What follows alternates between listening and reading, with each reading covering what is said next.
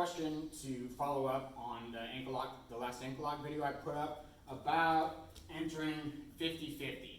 And so the takedown, the low single takedown that we did ends us up in a sort of split position, which is not very good to enter 50-50 from. It is conducive to, like I did in that video, to this keymaster position.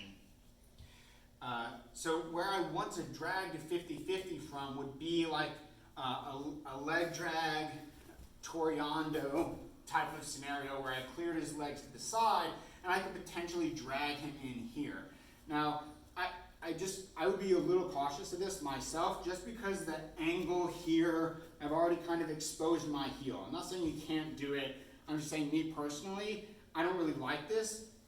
It's a completely different scenario if Simon was on top and I swept him into this position and I waited it out here and I kind of weathered the storm, and now I'm going to start working from the top to do whatever I'm going to do from 50-50 on the top. So that is an option. The 50-50 is an option, but it's from like a leg drag type of position. I want to point out as well that we do have a similar leg lock. So if for whatever reason you just don't want to do the heel hook, or the rules of your tournament don't allow for the heel hook, you can still hit that keymaster type of position from the outside here. So you can hit it from the inside, like so, but it must be the same side leg. When we're on the outside though, we actually have the ability to hook with either leg, but the mechanics are going to be the same from the previous video. So just turn over here. The same thing applies. I'm going to try to get my chest over him. I'm going to pull his knee up into me, suck it in, while I lift his toes to my armpit, roll my wrist under like I'm scooping ice cream. I'm pulling this back to me. And he might try to do something like grab my ankle here, which is when I would go to this side instead. Okay, so I can be kind of monkeying around here, twisting his knee. And again, you see I'm getting my chest over him and I'm getting his knee exposed already. To set this in pretty gently, I sit down on my butt. Again, I switch to the patella area below the kneecap, push it back into him, using this short hook to keep the bend in his leg. Again, I step over my own hand and turn hide my elbow and turn my chest to the ground. Okay, test measure here without a grip. Still works. Okay, let's try the other one here.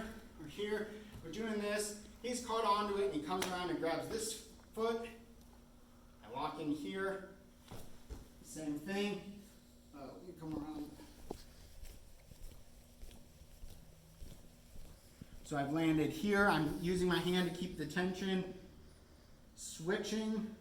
So this one I actually do have to keep him pulled into me here. I can't quite switch to the patella, but I still know that's where I'm stepping over. That's my target. So I sat down, fell down here, stepped over. Okay. Try it without a grip here. Still works. Okay. Now how did we get there? All right. So the first example, we went hand, head, break his posture, rotate, and dropped off to the same side leg as our free hand.